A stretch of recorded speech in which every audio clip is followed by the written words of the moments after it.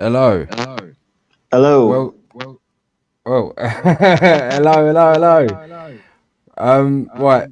Tonight we're talking to Johnny, everybody, and George about iatrogenesis. Johnny's got a personal story that he's going to share with us and try and illustrate. Well, not try. He's going to illustrate what exactly is going on with the NHS, so to speak. That's about right, isn't it, Johnny? Yeah, that's fair enough. So where should we start? Should we start at the beginning? Yeah, Should yeah. we, good place. Yeah, so when I was 26, I was put on a drug. I won't say the name, but I can call it an acid blocker. There's loads of acid blockers around. There's about at least double figures on the market right now, and everybody who's got a family member on them will know what I'm talking about.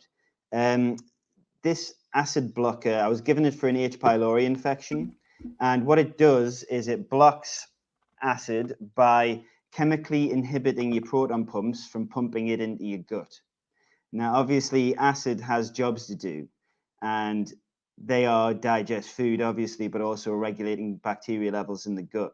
And so, when it isn't there, the bacteria will grow commensal. There'll be too much of it, and that's when it becomes bad bacteria. And it migrated and colonized my small intestine, which is why that problem is called a small intestinal bacterial overgrowth, SIBO. And after about 2 years, I started on this drug. I started to feel ill on an omnipresent basis. And I kept going to all these different doctors, all these different hospitals up and down the country. I felt like Joseph K in the trial. It was like Kafka-esque. I was just going from one room to another and just having all these uncaring people who just didn't believe that I had a real problem, but somehow still managed to convince themselves that I needed to be on permanent medication, even though I was fine. And I was just kind of shuffling around all those squeaky hospital corridors for years, wasting away in front of these people while they tried to gaslight me that I was okay. And, it was just like going from one bureaucratic trap to another. And all these fake ass doctors imply that you've got hypochondria and there's nothing really wrong with you. And so after about 2 years of being ill, I realized I was going to have to become my own doctor. Otherwise, I was finished. I was gone. And that's when I found out about functional medicine, which is instead of chasing symptoms, they look for the underlying cause of problems and try and treat them, which is, a novel idea for health, right? And that's when I discovered the SIBO clinic in Portland, America. And it was such a relief to find out that there were people studying the problems that I thought I have, but I didn't have a proper diagnosis yet because trying to convince doctors to give you the test that you need is impossible if they don't have it. And then in some hospitals, they do have the lactulose breath test, which is the gold standard for SIBO, but they refuse to give it to you because they say that diseases like Lyme's disease doesn't exist, adrenal fatigue doesn't exist to the NHS. SIBO does, but you don't have it. And so it's just a nightmare to try and get a test to find out what's going on. And after 4 years, I decided that I should get a private test done for this thing called SIBO to see if I had it. A functional medicine practitioner got involved as well. And it turned out that I was off the charts with this bacterial infection, they call it. That's the name they have for it. And basically, it poisons me with hydrogen and methane gases because I don't have the requisite hydrochloric acid to regulate bacteria levels. And so when the food goes into my small intestine, which is where this bacteria has colonized, they steal my nutrition and poison me with those gases. It gets in my bloodstream, poisons my brain. And then from SIBO, I developed Lyme's disease, adrenal fatigue, fibromyalgia, which affected my extremities the most and means I can't really use my hands properly. I can't touch type and stuff like that. They're really quite screwed up now. And I ended up being someone who was working in television and working as a football coach in New York and London to having to move home to my parents' house within a couple of years. And I would have been dead within 6 years of taking that drug. I was 26 when they put me on it, and I would have been 32 when adrenal fatigue, roughly, that's my guess, when it would have got me. So you don't have all day to become your own doctor and try and figure these things out.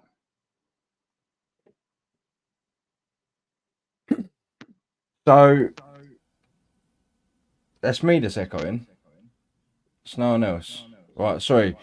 So they've given you said to me earlier on about this medicine that they give the old people. It's the same Hmm. medicine. This is Yeah. so. Can you talk a little bit about that? Because I thought that was quite interesting. Yeah, sure, man. So this drug is normally given to the elderly. Why they decided to put me on it indefinitely at 26, I don't know. But if this study was done in America, it's on Dr. Alison Seebecker's website if anybody wants to check it out. And they took 200 people into a hospital and they put them on this acid blocker. The control group, the people who didn't take the drug at all, 56% of them had SIBO anyway, because as we get older, our body stops creating hydrochloric acid. So it's not there to kill the bacteria and regulate it. And so everybody develops a certain measure of SIBO as we get older. But the people who were put on the drug intermittently, who were just taking it when they feel they needed it, about 66% of them showed up with SIBO. And then the people who were taking it every day, 88.6% of them developed SIBO. Now, this is an incredibly debilitating problem, and old people are going to have to become their own doctors, and they're going to have a hell of a lot of fight in them, and they're going to have to hope that they don't develop co-infections like Lyme's disease and adrenal fatigue and all these other debilitating problems as well in order to fight their way out of it. And let's face it, elderly people just aren't going to be able to fight these problems off. I mean, I was a young, fit man working in television, running around, doing all kinds of things. And within 6 years, it would have got me. So elderly people are basically being put on an end of life care treatment at home with this drug. If you ask me, it's pure iatrogenesis at its worst. SIBO won't necessarily kill you, but it is a gateway, a pathway to all kinds of problems. And once the brain is under attack like that from multiple different places, anything can happen. Like, I haven't found an expert who can say, oh, well, what happens exactly is this. Anything can happen once the brain is under that level of attack. And obviously, things like Alzheimer's and dementia, they're linked to the brain problems I've suffered, like Lyme's disease, from this drug. And the elderly suffer from that a lot as well. Your bones become a lot weaker. You've got no nutritional intake really occurring. It's incredibly difficult to digest food. And yeah, I see it as a way to shuffle old people off this mortal coil completely and utterly. That's exactly what I think it is. You said earlier on about people haven't got a long time to become their own doctor. What Mm. do you mean by that? Well, I would have been dead within 6 years. So I started to feel ill on an omnipresent basis after 2. So if you don't become your own doctor, that means you're relying on the NHS, right? So you're relying on a bunch of doctors who are refusing to accept that the drugs that they prescribe cause the problems that are happening to you. So, I mean, if you haven't got any acid and you've developed all these problems and you go to your doctor and you say, I need help with this, they're going to absolutely refuse to even countenance the idea that you have the illnesses that you're describing, because the drugs that they give, according to them, are really quite benign and harmless and just help you heal. And they're very, very drilled with just believing that, gastroenterologists will say some guts just don't recover, while they pump your guts full of these harmful chemicals that inhibit how it works and functions in an unnatural way. And so if you don't become your own doctor, you're just going to be gaslit that actually you're a crazy person, you're a hypochondriac, there's nothing really wrong with you. But guess what? We got some pills for that. We can give you some antidepressant stuff that will sort you right out. And, I mean, I've got a few stories about doctors if you want them. I don't know if you want to ask me something else instead, but I've got quite a few stories about doctors that do illustrate how little they care about their patients and how inflexible they are about learning new things and just how they're in complete denial. There's no sort of redress or remedy for their fuck ups, is what you're saying. Was what I'm taking to it. Just Not within the system. Not really, no. No, not if you develop the problems that I have. There's no Lyme's disease department. There's no SIBO department. The gastroenterologists are idiots, man. Absolute idiots. I mean, I was running rings around with them within 6 months of doing my own research. I get this story, right? The first GP that I went to, the first person I confronted with the notion that this drug was what was ruining my life, I said, yeah, I think it's this drug. And he goes, yeah, it could be the drug. Now, this is a guy who's been prescribing this drug to me for ages, over a year, hearing me complain constantly every time I see him about all the things that I've been describing to you. And straight away he says, yeah, could be that, but it isn't. And the lie he came up with, I mean, he should have mentioned the possibility of that drug causing the problem initially without me bringing it up. But the lie he had was, because you've stopped taking that drug now, against my advice, and this problem has persisted, that proves that this drug isn't the cause of it. What's a cunt?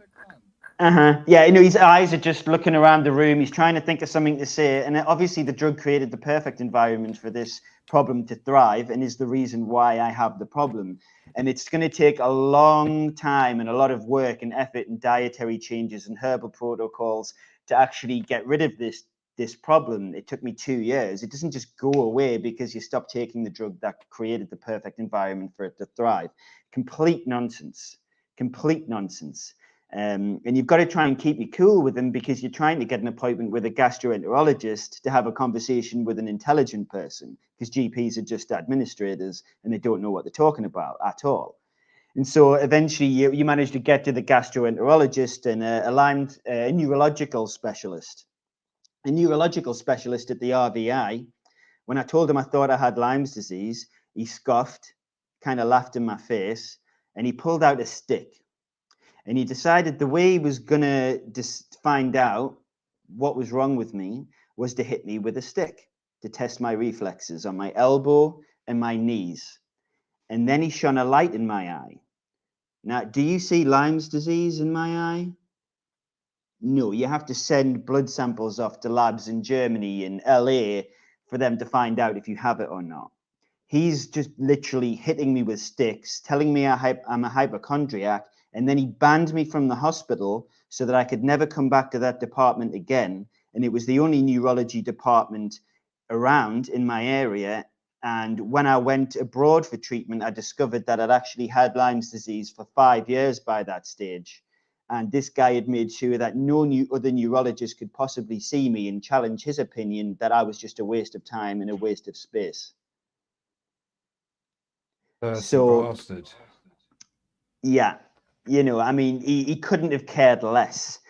He couldn't have cared less at all. And then the third little story, I went to a GP who'd been calling me a hypochondriac for ages, and I took my private testing in of my Lyme's disease tests. I'd gone in there complaining about nerve damage, tingling in my feet and hands, and I was just weirded out. Like, what is going on? What is this crazy pain I'm suffering from? Can someone help me, please? Like, can you listen to my problems and tell me what you think it is? And fibromyalgia is a common thing, and it's in their world. And I was describing all those symptoms. And this woman, she's telling me that I've got nothing wrong with me, gaslighting me to hell and back, trying to give me all these other drugs. And so when I go in there with my test results, they're saying that I have Lyme's disease, I'm like, right, I'm really going to stick it to her. I'm really going to show her today.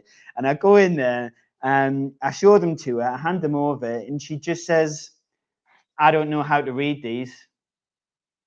I don't know how to read them. And I say, well, can you read the word positive? It says positive there, there, there. And if you look on the second sheet, it says there and there. Can you read that? And she goes, I don't think we're on the same page. I think you should go see someone else. And she literally hands the pages back as she makes that pun. And I'm just like, right, okay. So what we're dealing with here is, it's not really just an ideologue. We're dealing with a brainwashed loser who knows that they're killing people because I'm proving it in front of them through private testing with SIBO and Lyme's disease from all these different labs on 2 different continents, 3 different countries. I've proven that I have these things, and she still refuses to accept that she could be wrong, refuses to apologize. The gastroenterologist refused to apologize when I proved I had SIBO. And So you took it to the getting smart man as well. You took it back to the smart man as well. The test results. to the smart man, Yeah, the the gastroenterologist. gastroenterologist. Yeah. Oh yeah, well, I mean, he was a nice guy, but as doctors go, and he did admit that okay, I had SIBO, but he not Lyme's disease, of course, because he doesn't have the ability to say that, and so he said that I could have a bunch of injurious tests done because we needed to prove that I had SIBO within the NHS, and so when I talk about abuse dressed up as care, what he made me go through in order to say that I had SIBO in an official capacity within the NHS, because private testing is done outside, he made me eat radioactive eggs so that they could track how long it took to go out of my stomach, thereby proving I either did have enough acid or didn't, which is a complete fallacy because I can digest eggs with low stomach acid at a normal pace because they're eggs and they're quite easy to digest. This was obviously injurious to my gut lining. He stuck something up my nose and made me wear it for 24 hours, which this tube only went down to my sternum and not into my gut. And I had to lie in bed with it and sleep with that for 24 hours, and that came up with no results. And then even to get on benefits, I had to to prove I had fibromyalgia to these people, I had to get my hands x-rayed, which were already nerve damaged, so they were being radiated, to discount arthritis. And then they finally said after 7 years, when I would have been dead after 6, after 7 years, I was finally able to go on disabled benefits and get a little money and not have to work, to try and just like take time off work and recuperate. So I'm always having to get injured by their tests in order to prove that I don't have something that I know I don't have already, because I'm telling them what I have. I've done my own research. I'm methodical. I can explain everything. I can cite all the people around the world who agree with me, who know more about it than them. Even when I went to a private doctor, I had to teach her about the SIBO clinic, about the drug that we don't mention, about all the effects. You know, you've got to train these doctors up just to even contemplate that they're wrong, and they want to injure you in so many different ways just to get you to actually to get to the point where they accept that maybe you're right. Is iatrogenesis the right word then? Does that not imply some sort of like they was trying to make you better? But it sounds like to me from what you're saying, there's don't Iatrogenesis is unforeseen and inevitable adverse events or side effects, as they call it. So it don't matter inevitable. if they know it's gonna, yeah, Yeah, inevitable it or doesn't. unforeseen. Yeah, you don't have to die. It can just cause illnesses to qualify, or it can kill you. Both. There's actually 3 different types of iatrogenesis. You know, the social, cultural, and biological, or something. You know, so it's quite a broad term. And yeah, it definitely fits my story, because they've attacked every system in my body and made every system in my body worse through the drugs and the treatments that they gave me. So that's doctor created illness, and that's the definition of iatrogenesis. Do you think that's incompetence? Do you think that's down to incompetence, or do you think there's something more malicious behind it? Well, initially it's incompetence, because these young people are 18 and they get swept off to pharmacological schools that were created by the Rockefellers and the Right. Rothschilds. And they are brainwashed for 7 years that the only way to solve problems is to use drugs.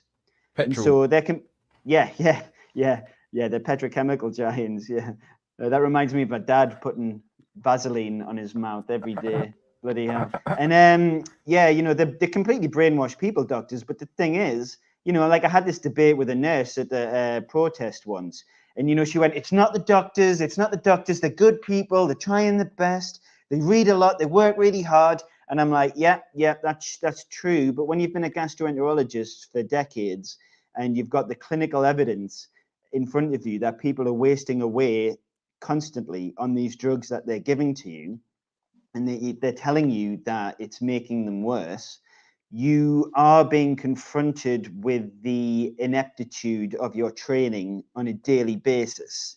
So what are they doing to ignore this? You know, and when I said to that first GP, you know, I think it's this drug, and he said it could be the drug, that means he did have knowledge that the drug creates an an environment where there is an acid. And if they have to know that, because when I'm complaining about all these different symptoms that all come about from digestive problems, and they've literally blocked the body's digestive tool, hydrochloric acid, from entering my gut properly, they have to see the connection between a lack of the digestive tools and digestive problems. They simply have to. They can't be that stupid, you know?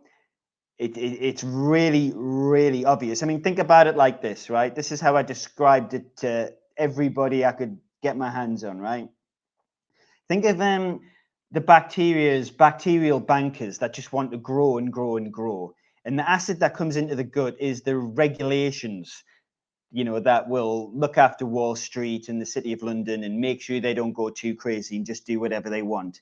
If you deregulate that environment, these bacterial bankers will colonize places they're not supposed to be, like in the middle east of your body, say, where your small intestine is, and steal your natural resources and poison the environment there, take everything from it, and basically conquer every system in your body with the negative effects of the damage that they do.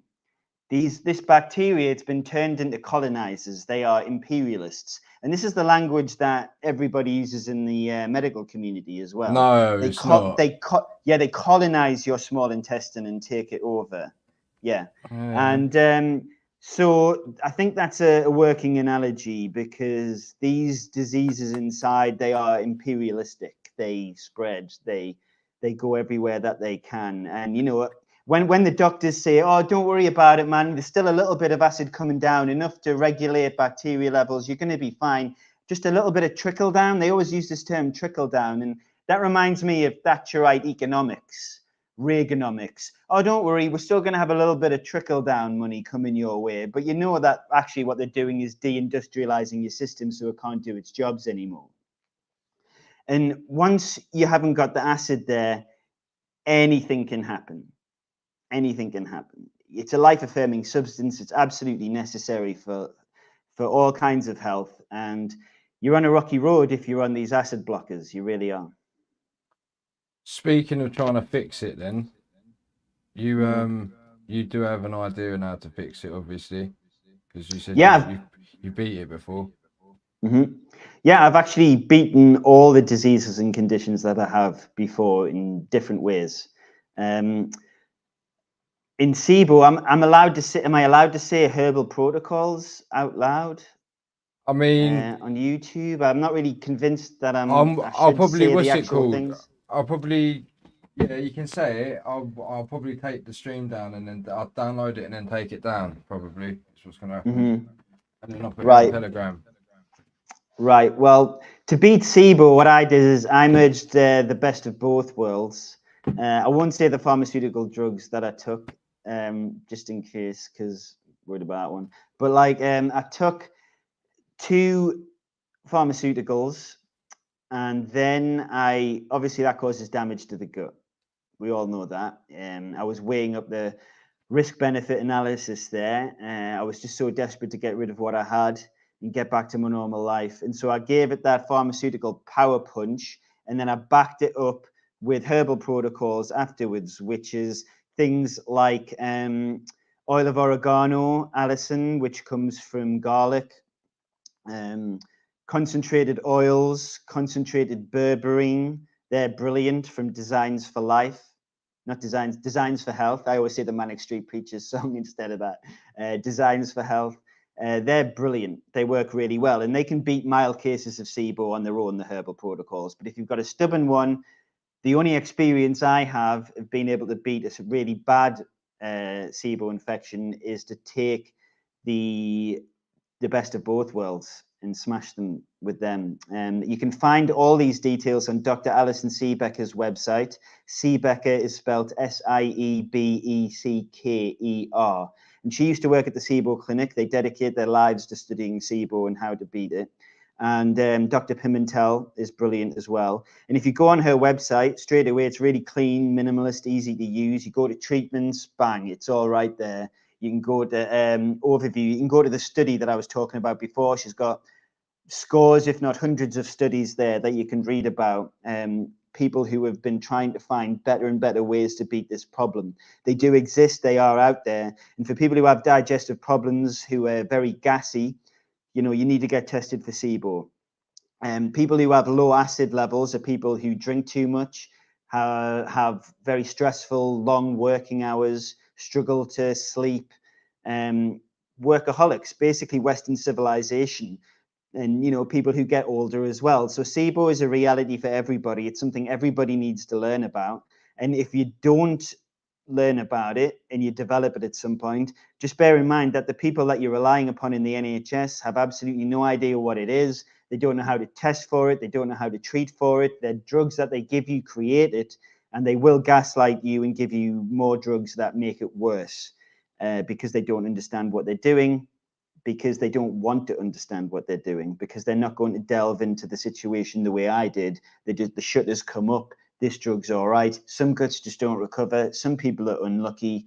Never mind. That's how it works. But yeah, I beat Lyme's disease by going to America and going to the New York Center for Innovative Medicine, which was a really weird place, Jim. A really weird place. I actually went to two places. I went to one in Miami, which turned out just to be like this vegan cult. I wouldn't recommend going to Hippocrates Health Institute. I did learn a couple of lessons there. Hippocrates quote, "Let thy medicine be thy food. Let thy food be thy medicine." Did I say that right? Food is very important and diet is very important, but I don't believe that they helped me out a lot. I went to New York after there, and they had all kinds of different treatments for Lyme's disease that are just weird. Like they had this machine that was partly based upon Tesla's ideas, and it was like Jason's Technicolor Dreamcoat. There's all these beautiful rays coming out of it, and I had to sit in this room for like 25 minutes for about $400 and take all the metal out of my pockets and put it on the other side of the room and just lie there and get blasted for half an hour. They had their own special thing that they would put in a drip, their own treatment, and they put that in a drip and they put that in me to fight the bacteria. They Their took own blood. special thing. Yeah, I want to come back to that in a Intravenous. sec. Right, go on. I want to come back to that in a sec. They would take my blood out of me, oxygenate it, and pump it back in to fight the disease. They had an energy machine up my nostrils pumping oxygen into me. They were giving me little injections in the base of my spine to activate my lymphatic system, which is the drainage system of the body. But when I first got there, the conversation I had with Dr. Schultz was very, very disconcerting, and it was about what I just mentioned. So basically, he tells me to bring all my supplements that I'm using. He tests my blood, finds out that I've had Lyme's disease for 5 years, says you're missing all these nutritional things. Here they are. We're going to give you them. He slags off all my supplements apart from 3 by waving this weird wand at it and saying, these 3 are good.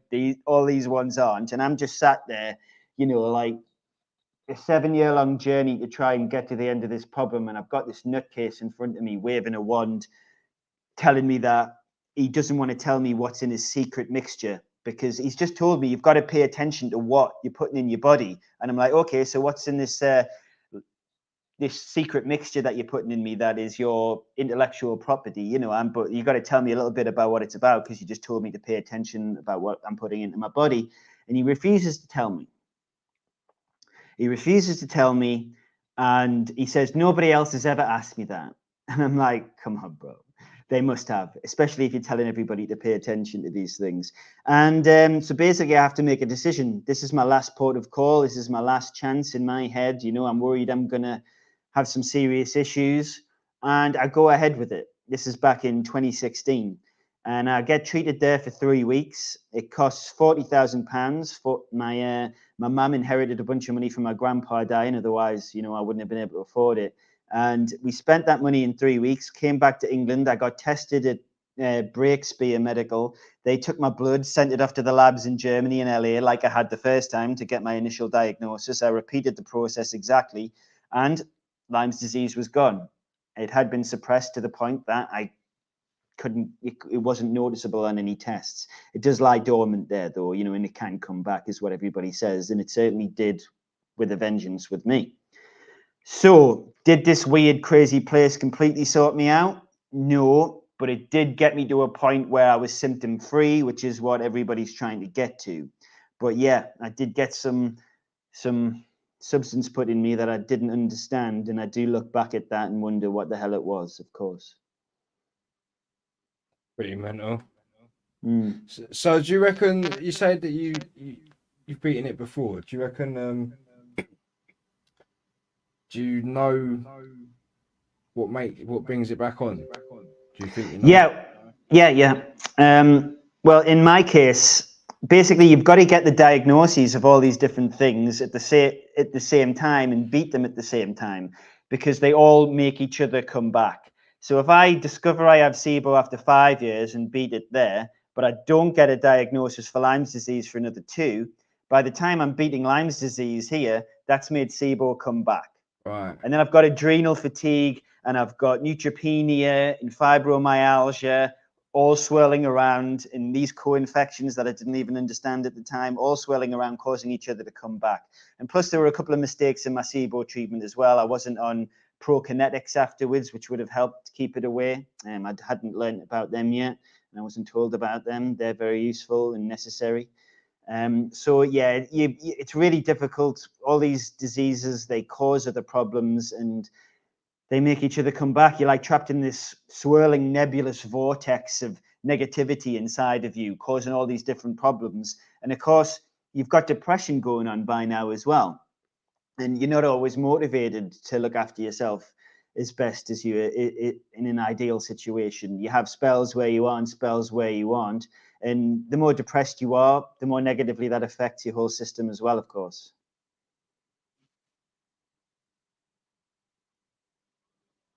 So you ain't got to spend 40 grand again to get well again, have you? I hope not. I mean, I've got a crowdfunder under every video and I've raised £350 so far in like a year and a half. So I'm hoping not. I'm trying to study, basically on this channel, I'm going to be looking for ways to do it more cheaply. I'm going to be interviewing people. The new channel that I'm doing is called The Director's Gut. It's a health channel. It's going to be on YouTube and Telegram for sure, maybe on Rumble as well. And I'm gonna try and interview people and get as much information together as possible. We'll see, man. You know, I'm just going to try my best. Yeah, fair play, Johnny. Well, I don't know. It's quite a story. What's the drug that they gave you that gave you the SIBO? Yeah, so I'm okay to say it. You don't mind? I keep scratching my head thinking, have you told me or not? But I can't remember. No, I've been so. leaving it out intentionally. I haven't said any drug. I haven't said any drug yet. You could leave the Yeah. stream up if you wanted to so far, but Yeah, well, this if is you what want me I to just mean. tell everybody, I'll tell Yeah, everybody. well, this is what I thought would be handy if we was talking about it. We might as well tell them like what we're talking about. Like, brilliant. That's what I'd like to do. That's what I'd like to for do. sure. I was just being polite, you know. Yeah, no, thank you, Johnny. Thank you. Yeah. The drug is called lansoprazole. There's a family of 9 of them in the Western world right now. They're all called acid blockers or proton pump inhibitors. Proton pump inhibitors because they inhibit the proton pumps from pumping the acid in the first place. You got lansoprazole, omeprazole, a bunch of them that rhyme with all, basically. But if you're in an acid blocker and you've been told you've got heartburn problems and you need to take this drug to prevent the acid coming up into your esophagus and burning it, then you know you're on one of these drugs. It's an incredibly dangerous and evil drug. I haven't looked at the test results for it before it was released. It was released in 1993. I've been kind of putting that off because I know it's going to be very angering and depressing, because I know from my own experience, and I know 40 people who've been on this drug, Jim, because I talk about it constantly to people all the time. And you know 20 to 30 people who are on these drugs as well, who you've met in your life, for sure, easily. And it's like it's about the 85th most popular drug in the world, and it's so widespread. It's called Prevacid in America. In Australia, it's called Zoton. And in America, it's also available as lansoprazole over the counter. You don't even have to go to the doctor to get this thing. You can just buy it over the counter, and it's incredibly dangerous. And, you know, in America, in 2018, 3 million people went to their doctor to get it. And that is a country where it costs money to go to the doctor. So most people will be buying it over the counter. So just think about the hundreds of millions of people around the globe who are on this shit. I mean, I had a waitress try and give me one. She saw me struggling with my burping. And bless her, this Colombian waitress in Medellin tries to hand me a lansoprazole pill. And I'm like, oh my God. everywhere I go. You know, it's here. I'm trying to explain to her that it's a harmful drug and that she needs to stop taking to it and get translations of people and stuff. It's literally everywhere, this drug. And so basically, you know, thanks for letting me come on the show and tell this story, because I've been finding it really difficult to talk about this. And, you know, I've been doing it in fits and spurts on my channel, Proper Pictures, but you know, I really want to do a channel that's dedicated to this because it deserves that attention. And I'll feel like a coward if I don't get this story out there and help people before it's too late, you know, before all the restrictions come on the internet and blah, blah, blah. I need to get the story out there and help people as much as possible, because I think the moral response, the correct response to being attacked in this way pharmacologically, is to show everybody and not be embarrassed about how bad your life has become. Yes, my life has been devastated by this. No, I don't have lots of the cool, normal things going on in my life that everybody else does, like family or a girlfriend, because I was a recluse. I was made a recluse out of it. And it's only since 2020, when all the bullshit started happening, that I rocked out of that deep depression fugue that I was in. Because, and what was motivating me was telling this story, starting a channel, learning the skills I needed to learn, even though I was a technophobe and I didn't really want to learn these skills. You know, I just wanted to meet someone who would sort it out for me. And so, you know what I'm like, I'm terrible with all this stuff, but I'm, you know, I'm getting there bit by bit, and it doesn't necessarily happen on the timeline everybody wants for you. They think that you should just be like, but you know, when you've got lots of diseases and conditions and problems, it comes slowly, you know, it's a slow fight, but I'm getting there. And yeah, just massively grateful for the opportunity to tell everybody that lansoprazole is evil as fuck, and to get away off it, no matter how dependent you think you are on it, and no matter what happened the last time you came off it. Yeah, the acid came resurging back, didn't it? Yeah, and it was painful. I don't give a shit. This drug is killing you, and you do need to explore all your options. Just put it that way. I'm not going to tell anybody what to do, but explore your options to get off it. If you haven't explored functional medicine and paid you $300 an hour or a half hour, or found a way to do that, you're going to have to research it yourself, or come over to my channel and I'll help you out. Nice one, Johnny. I just want to say, you're talking about YouTube. I don't think YouTube is the place anymore. I feel like Well, since this online harm stuff's come out, they changed their regulations, and now everything's just really hard to get any numbers on. I think it's going to be really hard to grow on YouTube from future. From going looking to the future. yeah, So I just thought about Twitter's the best place. You've got loads to say. You can direct, you can focus that energy and focus on the real, like, pharmaceutical industry and companies and the people that are spreading this poison throughout the globe, and I think that would be a good thing for it. Do it on Twitter. Okay, yeah, I'll do it there then. Yeah, what do you think about TikTok on this? TikTok get banned very quick. Thought so. Anything's very quick. But Twitter is, from what I'm gauging, from what I can read in the room, it's like Twitter seems to be the place, and it's good because it's got all the people you're looking to shout at, and you could just you know do what you're trying to do on there. Cool. Yeah, I mean, it's difficult to reach the elderly, who have been attacked the most with this, obviously through technology. So they're But the you can people get the word out to their family their members and things. yeah, Yes, to their kids. exactly. Yeah, that's what I'm targeting. I really want to target people sort of my own sort of age, people who are interested, 30s, 40s, 50s. They can really get it to them. Yeah, right. Well, thanks for coming on and telling us about it, Johnny. Yeah. Cheers, man. George, anything to say? Oh, Johnny's, I just didn't. Nice. Thanks for that, John. It was really informative, mate. Oh yeah, my story mirrors John's Sims, like, on many aspects.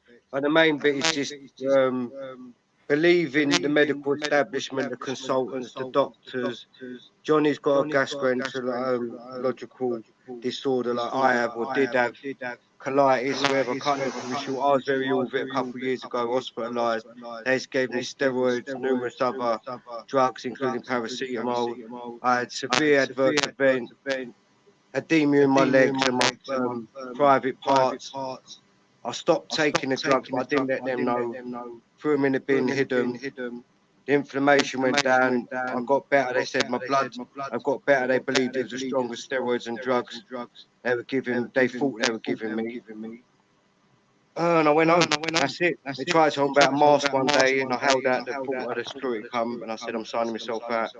I left all their drugs. I haven't taken a pharmaceutical intervention since. I never will. I was listening to your story, John. That's where it differs. I don't know. Maybe it's the stages you have of experience with them, but you know you can't trust them on many levels, especially with their arrogance and saying, this is the drug for that, and we'll give you this drug for this symptom. I don't believe a word that comes out of any of their mouths, trust me.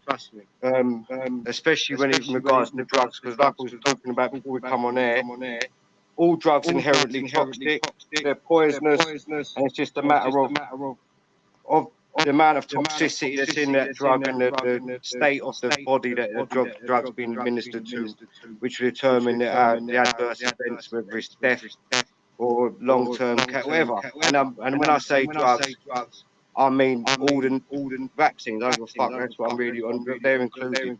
And now they call it long COVID when it is actually adverse events from that, what I just mentioned.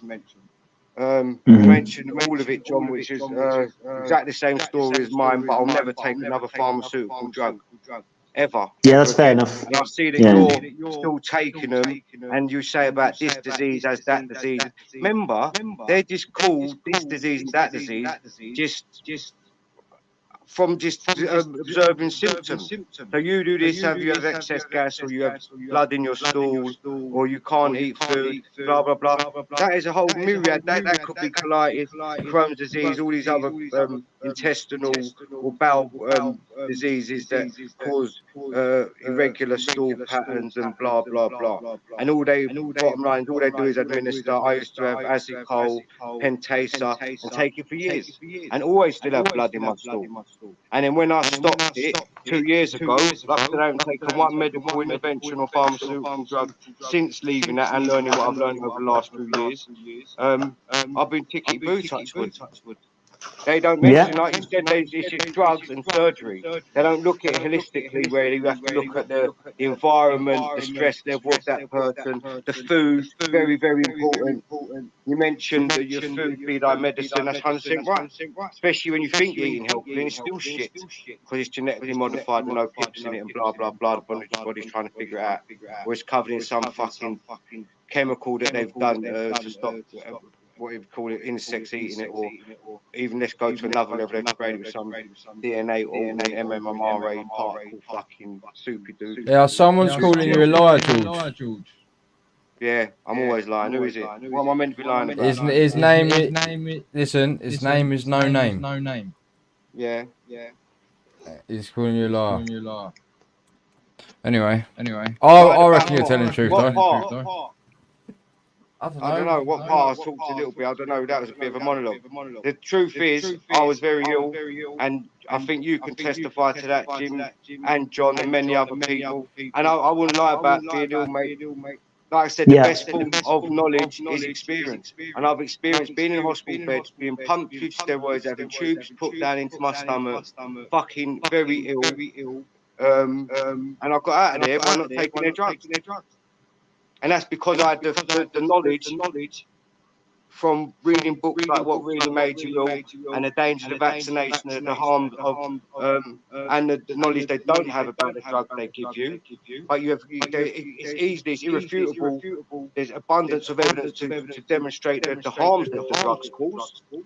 And they just mask off and say, like when I had the symptoms of the steroids and the other drug combination of drugs they were giving me, the consultant tried to say, it's part of the illness you've got, it's part of the colitis, it's part of the disease.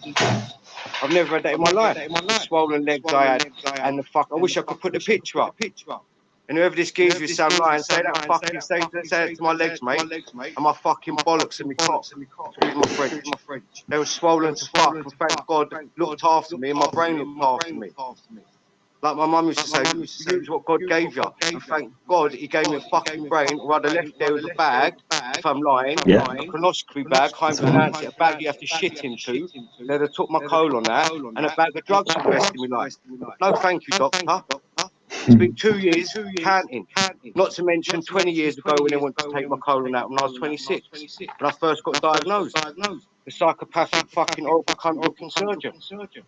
Always remember his horrible face. And knowing what I know now about surgeon in the medical establishment, mate, a lot of them are fucking psychopaths. They just want to chop you up and get paid. Oh, mate, Like can I just time. tell you, I was watching the telly the other night, and there was this program called Lionesses or Lioness. It's a new one with Nicole Kidman in it, and this surgeon was talking on it, and he was basically talking to another guy online, and he was telling them what to do to this patient, and he was saying, cut out the spleen and the bile duct. Now, without really explaining what was wrong with the patient, and he just said into the screen, we're in the business of eliminating possibilities. We are in the business of eliminating possibilities. So cut this You'll out. get And colon cut that cancer, out. so we're going to take your colon out. That's right, Johnny. That's right. Right. That's the way they try and justify it. So that is a way of saying we are going to cut out all kinds of things and butcher you. And to eliminate possibilities, that's not really what the business of health is. The business of health should be about finding out what is causing the problem and finding out what the diagnosis is, finding out the underlying cause, and then treating that. Not just chasing symptoms, not just cutting stuff out. Although with cancer, obviously, sometimes, I'm not saying you don't need to, but the idea that we're in the business of eliminating possibilities, I mean, that's just butchery. It's justification for butchery. And the NHS, I mean, I know I don't want to go off on one too long, but I mean, the NHS was created in 1945, right? We've got Clement Attlee, Labour government, and it's lauded as being this symbol of our democracy. Danny Boyle, 2012 creepy Olympics ceremony, telling us that it's all about democracy and everything. But in 1945, when the pharmacological revolution comes along, that's when all natural medicines are completely shunned. Like THC was available in drips in hospitals until 1942. And then all these natural alternatives get shunned. Now, what does that remind me of? A new Zelensky, a new fascist dictator takes over. They completely and utterly crush all their rivals and don't allow them to exist so that they can't be competed with. That is, the NHS for me is an expression of corporate totalitarianism at its worst, at its absolute worst. It completely denied generations of people any knowledge about how to be healthy and how to treat problems and how to even find out what the problems that they have are. It told so many generations of people that they were crazy while it poisoned them. It's an absolute death trap. And anybody who's working in that organization who's watching this now, I don't care what justification you have for remaining in it.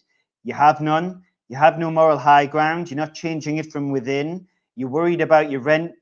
I know you are. You're worried about your mortgage. You're worried about your peers. You're worried about the derision and losing friends. But there's something more important than all that stuff going on here, and it's the battle for your soul. And that place is taking it away from you. You have no moral justification for staying in there. Well said. Or scientific justification. Germ theory and using the allopathic model to treat disease is total flipping wrong. It's wrong, simple as that. And there's other alternatives. Not taking their drugs for a start and looking for holistic treatments, interventions. Trust me, 100%. I've done it. Forget all the books. I could read a book for, like I tell people, all these people that read books on certain historic subjects or events, or medical experts that have spent 30, 40 years and got PhD this and PhD that. And what we've learned is a load of fallacies, a load of lies. And you're still in that dogma, like it says in the book, of germs cause disease, bacteria cause disease. Johnny's OCD or whatever it's called, I apologise, John, I can't remember what it's called, your condition, right? But the point is, whether it's colitis or when I was in hospital, they took stool samples and blood samples every day as part of the observations, and they come back to me one day when they wanted to give me a blood transfusion. Obviously, I said it was the blood vaccinated just for last. They said they didn't know. I said no, I can't take it. Jehovah's Witness. I didn't take even blood transfusion. I was that ill, I was losing blood or whatever, so they offered me that bullshit. Didn't even take that. But the point is, that same day, I remember it, they said, oh, we found a bacteria that's only found in the tropics, and it's called blah, blah, blah. And obviously, me being me, I've made a note of it, but I can't remember the fucking name of the bacteria they claim is in my store that shouldn't be there, but it's adding to my illness or whatever that's what they're trying to say, basically. Was it E. coli, maybe? No, I don't know what it was, but it was what they said it's not, it was unusual to see it in the store because it's usually found. But anyway, what they're saying is that of all the bacteria, but I was ahead of the game, is that this bacteria what it's saying is the bacteria is causing illness in you. In the research I've done and I was reading over the last 3 years, the only bacteria that I've seen or the byproduct of a bacteria is anaerobic bacteria. Certain bacteria will become toxic, or rather their byproducts toxic. And I suppose if you do get a build-up of those bacteria that are producing toxic poo, basically, then it's the toxic poo that's making you ill, not the actual presence or the bacteria. And that has happened. And when you read this book, it says it about bacteria exactly every time. They're there, it's like describing firemen at a scene of a fire. They'll be there, but they haven't caused the fire. You know? And it's the same with viruses. They're present, they sell the particles they claim to be viruses and be pathogenic and harmful. They're present, but they don't cause any harm. And then, they'll cause harm with this person, but they have comorbidities. It's the same, it's the same old chest that they do with all these medical diagnoses. Every single one. They ain't got a clue. Trust me. Yeah, I agree. And with what you were saying before, I completely agree. Just to clarify, I completely agree with what you're saying about all pharmacological drugs being poison and having a poisonous effect. I do agree with that. It's just there's this technical thing with SIBO, right? Yeah, I'll just give you this one here out of the book today. Editorial refers to a medical conference that had been held in Manchester during the previous week. One of the speakers at the event was Professor David Eddy of Duke University, whom Richard Smith quotes as having said, only about 15% of medical interventions are supported by solid scientific evidence. It's partly because only 1% of the articles in medical journals are scientifically sound, and partly because many of the treatments have never been assessed at all. They say it. They admit it. I've had doctors walk off from me at Speaker's Corner. And I say, all right, then how do you explain they'll run away from you, George, mate. They'll be Speedy Gonzalez away from you. They ain't sticking around. You should see them when I'm in a room with them. Ain't just because I'm animated, they run from the truth. That's what it is. They can't handle the truth, whether it's a doctor or fucking Muslim or whoever it is, Christian, whoever. That's it. Or grass, whoever it is. Yeah. Yeah, absolutely. I was just listening to the Aldous Huxley's Berkeley lecture yesterday, and he was after about, I think it's about half an hour into it. It's on YouTube. He starts talking about iatrogenesis and talking about, I think he says it's the 3rd leading cause of death in the world. Doctor-created diseases, and all the students start laughing. And yeah, I've got to go one better. The first comprehensive study to be conducted on the subject of iatrogenesis in the US was published in 2003. This study, entitled Death by Medicine, collated statistics from thousands of published studies on all causes of illness. It was co-authored by blah, blah, blah, blah, blah. A definitive review and close reading of medical peer-reviewed journals and government health statistics show that American medicine frequently causes more harm than good. The total numbers of iatrogenesis were stated in a study to be estimated at 783,936 per year, a figure that exceeds the annual mortality from either heart disease or cancer, which makes iatrogenesis the leading cause of death in the US. Death is clearly the most extreme iatrogenic effect, but there are many other adverse health events that can follow the administration of pharmaceutical drugs, as the study states. Each year, approximately 2.2 million of hospital patients experience adverse drug reactions to prescribed medications. I could go on. That's it, Your Worship. Done deal. That's my case presented in a few paragraphs. And that is now what is happening with the flipping, I did say it's long COVID, like my neighbour downstairs, bless him. If you're listening, Eden, that you are, but don't take the vaccine again, mate. He's got long Yeah. COVID apparently, and he's been 3 jabs and Oh, it's no, 1 can't. booster. And he don't realise that he's flipping. That is that shit that's done it to him. Bless him. It's long COVID. He said, "Oh, don't work for long COVID." Yeah. Fucking hell. Well, you know, like, well, to come to the real issue here with these pharmacological nightmares. I mean, what are they really about? What are they really about? Well, it's funny. In that lecture, Huxley, you know, he talks about iatrogenesis, but then he talks about the control of the mind and how dangerous it would be if despots got in charge of it. Oh yeah, right. And then he actually moves to what he really thinks the big problem is, which is overpopulation. Yeah, right. And so all these bastards are Malthusian, and so the pharmacological revolution is about depopulation. That's what it's really about. And, you know, that's lying behind all the measures they do. You can find depopulation in everything. So I see, you know, the NHS is an expression of Malthusian philosophies to get rid of us as quickly as possible. I mean, it's not just about them stealing the pensions so they don't want to pay it out to people when they retire. It's way worse than that. You know, it's like, How do you rationalise that to my 75-year-old old man who believes explicitly that he is alive because of this medication that he is on? From, like, he had heart disease, he had angioplasties, and he's been on these meds, these like 5-7 meds for the last 20 years. How are you supposed to tell him that they're really trying to kill him? well, you don't. You can't put it in those terms. So you've got to say to him that there's another philosophy of health available. It's called functional medicine or innovative medicine as well.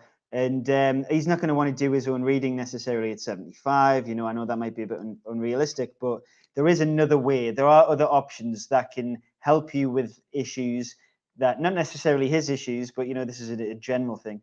That you can say to older people, there are other ways, there are other methods, and would you be willing to have a half-hour chat, a 15-minute free consultation with someone from those fields and see if there's anything that can be done? And, you know, you can kind of inch them into this new way of thinking. It's just not even a new way of thinking for them, because they don't study these things necessarily if they're not studying their own health. It's just saying that there's a new way of treating illnesses, and it's really powerful herbal medicine, concentrated stuff, and it's worth taking a look at. But, you know, people who are in that situation are probably going to be too stubborn and just think, it costs too much money, I don't want to do that. And so it's going to be very difficult. Yeah, right. Yes, going to be very difficult indeed. Right, well, I'm sweating up in this little room, boys, so I'm going to turn the stream off and open the door. Thanks for telling us all about the drugs not to take, Johnny. And George. Yeah, no worries, mate. Thanks for having us on. And can I just tell everybody that I've got my new channel is called The Director's Gut, and it's going to be on Telegram for sure. So they can go join that now if they fancy it. Give us a Nice link, one, and I'll Jim. put Thank a you, link. John. Put a link in the comments or whatever, Johnny. Give us a link, and I'll put a link on there. Righto. All right.